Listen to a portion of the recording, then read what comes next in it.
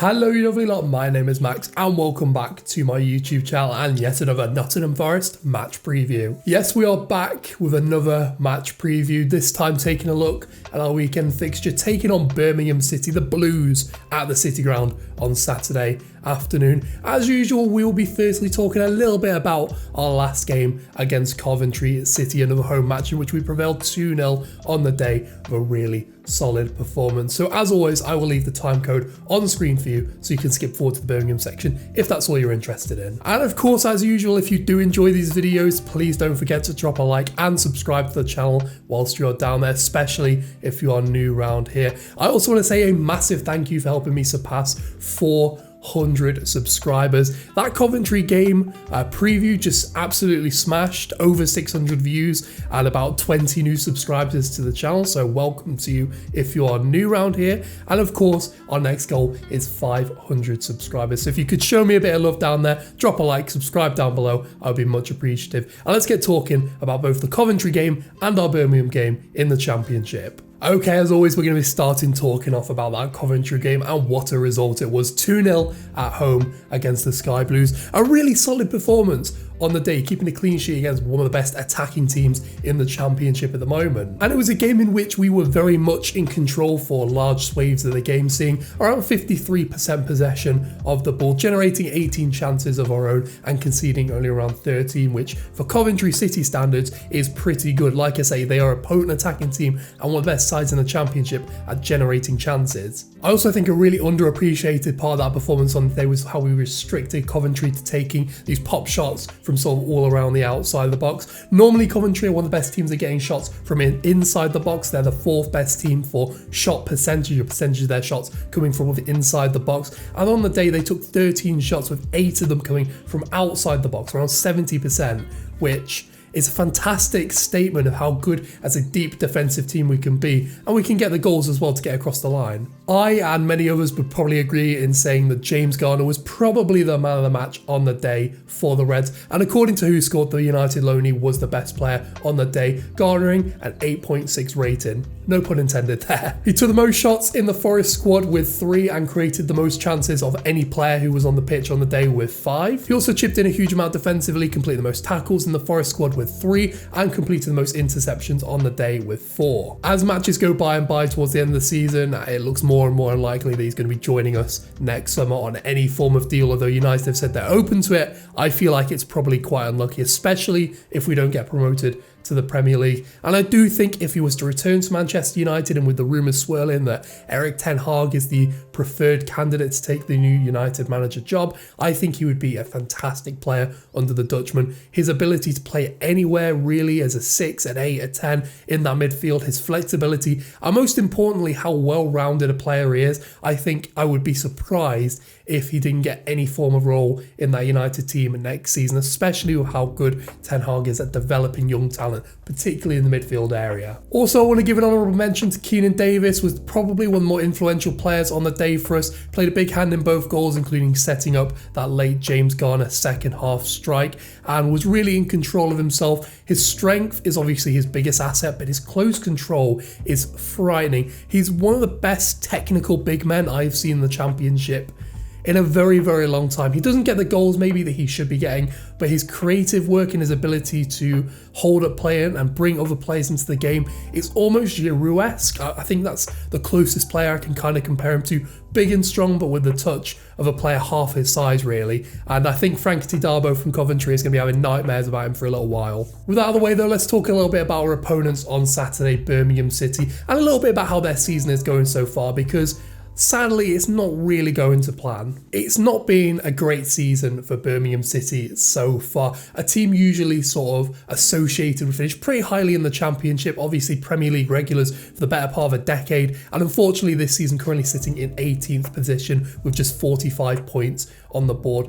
Although they are 15 points ahead of the drop zone, they're not going to get relegated this season. They're also a good 5-6 points off of really pushing towards the mid-table places, and it's unlikely they're really going to push towards a higher position in the league than maybe 17th, 18th, 16th at a push maybe. They're currently managed by former Newcastle United midfielder and Charlton Athletic manager Lee Bowyer, who's doing a decent job considering the circumstances and has assembled a pretty decent squad with some decent young talent. Former United loanees Tahith Chong and Tatum Mengi doing pretty good job down there, although Mengi's unfortunately injured for the rest of the season, and a really good experienced core of players down there in the second city. Away from home has probably been the biggest struggle from Birmingham this season. They've only picked up 4 wins on their travels this season, having lost 3-0 at their own stadium against Forest in the reverse fixture. You can't really look past this being a sort of run-of-the-mill performance for the Reds, but we'll get into why this could not be the case. I also just lastly want to touch on how aging their squad is. They've got quite an old squad, one of the older squads in the Championship at the moment.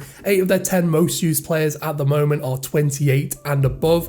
This includes their captain Troy Deeney, the 33-year-old, obviously captain in his hometown club, which is great to see. Always been a fan of his, and it's good to see him smashing a few goals in a Championship level, even though he is unfortunately going to be injured probably for this game against the Reds. So we talked a bit about how disappointing this season has been for Birmingham this season, so I want to touch a bit about why it's been so disappointing. Why are they not doing better than they should be? Because with the talent in their squad, they're not an awful squad. They have some decent promising players, particularly Tahith Chong, Tatum Mengi on loan from Manchester United, and players with a lot of Premier League experience. So why is it not working for them this season? Let's talk a bit about that. Attack-wise, Birmingham been pretty mixed this season. They actually generate a decent amount of opportunities for themselves, around 11.5 shots per match on average, which is only marginally behind the 12 that Forest take per match.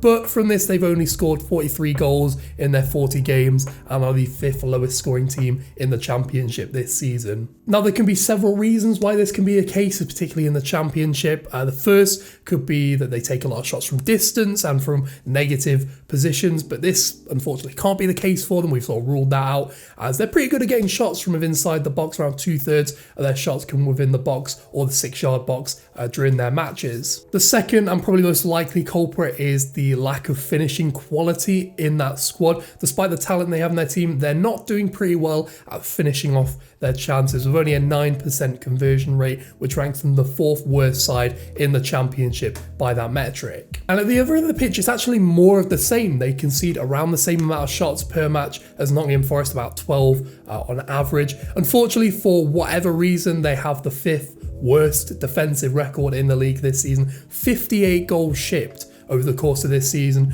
and for that I think there are probably 2 quite clear reasons as to why that's happened. The first and probably the biggest reason is that they are very easy to break down. They are very porous defensively, and despite the fact they don't concede a lot of shots, the shots that they do concede are from very dangerous areas. They're one of the worst teams in the Championship at conceding shots from within the box. Around 57% of the shots they concede come within the 18-yard box alone. This isn't even including the shots they concede within the 6-yard box. Another reason why the defensive record has been so poor this season has been their goalkeepers. They've shared their minutes pretty evenly between Neil Etheridge and another guy we'll get into in a little bit, and combined they have a save percentage of around 66%, which is well below Championship average if we're taking that about 69-70%. And like I say, the biggest issue that has arisen from this is because they are sharing the minutes pretty evenly between the 2 goalkeepers, with injury sort of ravaging both of their seasons. And Neil Etheridge in particular has suffered massively from this. His save percentage is just 64% this season, which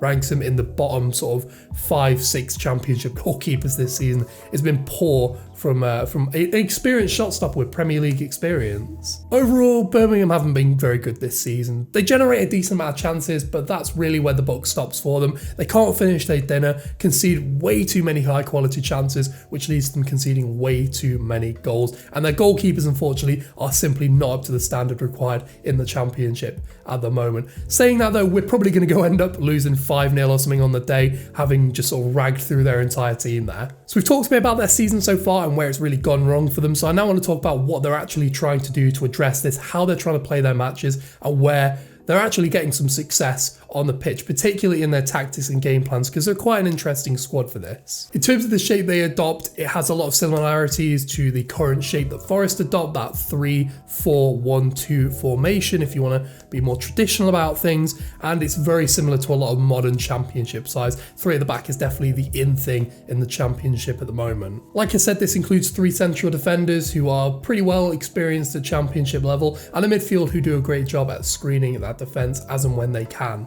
Going forward, their attacking 3 players can be supported by the wing backs as and when needed. This creates that conventional front 5. Not going to talk about that today. I feel like I've done that to death over the last few episodes, but you get the idea. The wing backs are the wide players, and then they have their 3 central attackers who can play within the half space or in the central areas, creating them overloads, allowing them to get high quality opportunities off. And to be fair, they're fairly successful at doing this. The biggest hallmark of their game is that they don't actually see a lot of the ball. They're a very low possession team, averaging just 44% possession on average during their matches, which is the 3rd lowest in the division. This means that when they do win the ball, they are looking to burst forward as quickly and directly as possible. And to support this, we can see that they are a high volume team in terms of attempting long passes. This is passes a distance of 30 yards or greater, where they rank in the top 5 of teams in the championship for both successful long balls and total long balls attempted during their matches. The main sacrifice of playing in this way is that you lose any nuance or tempo to your game. It's very hard to play in a possession style when you're so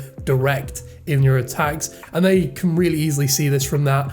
They complete the fewest passes per match in the championship this season and the fewest short passes per match, meaning they lack a real tempo. They are really very gung-ho, going direct, and that's really the only plan A style of football that they have. The result of this is a very potent counter-attacking side, actually. They are the 2nd highest scorers in the championship this season from counter-attacking situations, with 5 goals being scored, which is a huge amount of total goals that they have scored in total this season. And the result is that they're a team that whenever they do win the ball, they will be very direct and very forward at getting that ball as high and quickly up the pitch as possible. The main takeaway from that, though, is that when you are trying to play this style of football, when you're trying to play a direct counter-attacking style of football, you need a solid defensive unit to build upon to sort of win the ball back for you. And unfortunately, Birmingham don't have that. I think this is why they concede so many goals, despite the fact they don't concede a lot of shots, because they are seeing very little of the ball. This allows teams to just sort of bank and create sort of these